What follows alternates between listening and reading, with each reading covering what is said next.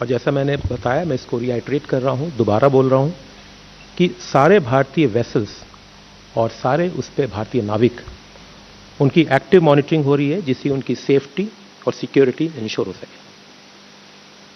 जो DG shipping की advisories हैं उसके कुछ मुख्य बिंदु मैं बता रहा हूँ। डिटेल्ड एडवाइजरीज हैं, सारे लोगों को जाती हैं, सारे स्टेक होल्डर्स को जाती है, सारे शिप ओनर्स को जाती है, सारे नाविकों को जाती है। बट इन एडवाइजरीज के कुछ मुख्य बिंदु मैं बता रहा हूँ। डीजी शिपिंग की जो कम्युनिकेशन सेंटर है, डीजी कॉम सेंटर, जो 24/7 चलती, उस हेल्पलाइन को या उसके ईमेल की मदद लें किसी भी आवश्यकता के समय। सेफ्टी इंस्ट्रक्शंस हैं वो फॉलो करें, जो भी लोकल अथॉरिटी जारी करती हैं या हमारी मिशन, जो भारतीय मिशंस हैं बाहर, वो जारी करती हैं, उसको फॉलो करें।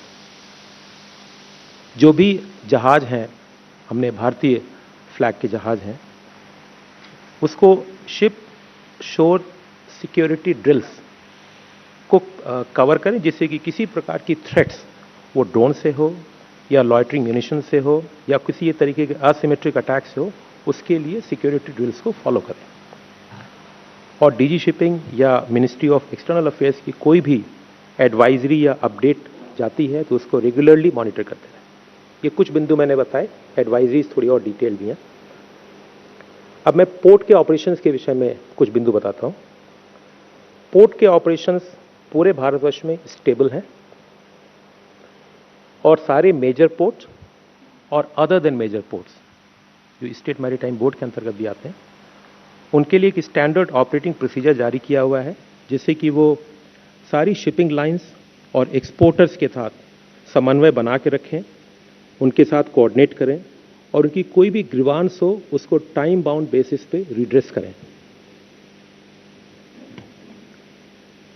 हर मेजर पोर्ट पे एक सिंगल पॉइंट ऑफ कांटेक्ट भी बनाया गया है नोडल ऑफिसर की तरह से, और वो सभी को कम्युनिकेट किया गया है।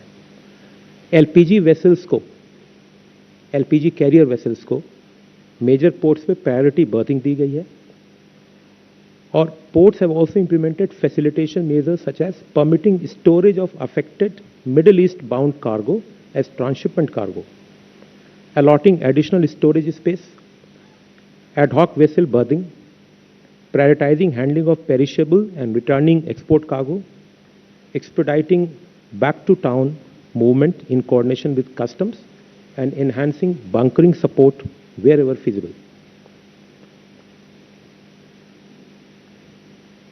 इस क्राइसिस जो गल्फ रीजन में स्थिति है, उसमें अनफॉर्चुनेटली, जैसा मैंने कल भी बताया था, 3 कैजुअलिटी, भारतीय नाविकों की 3 कैजुअलिटी रिपोर्टेड हैं। 1 नाविक मिसिंग है।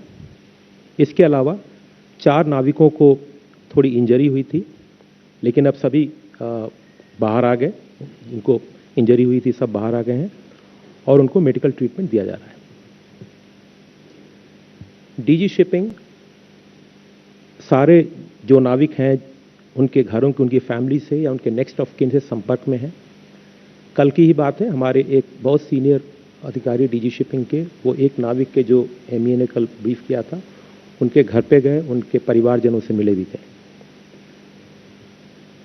इंडस्ट्री और स्टेक होल्डर्स से हमारा रेगुलर इंटरेक्शन है, जिससे कि हम जितनी असिस्टेंस हो सके उनको प्रोवाइड कर सकें, अपने मैकेनिज्म के थ्रू, डीजी शिपिंग के थ्रू या पोर्ट्स के through. Authorities, ship manage so అది దేశంలో పెట్రోలియం కొరత లేదు, ప్రజలు పీఎన్జీ కనెక్షన్స్ తీసుకుంటే మంచిదని, అలాగే 24 గంటల పాటు పీఎన్జీని సరఫరా చేస్తామని కేంద్రం వెల్లడించింది. అదేవిధంగా గ్యాస్ కేంద్రాల దగ్గర క్యూ లైన్లు కట్టొద్దని కూడా కేంద్రం విజ్ఞప్తి చేస్తోంది. అండ్ ఆన్లైన్లోనే బుక్ చేసుకోవాలని కూడా సూచిస్తోంది.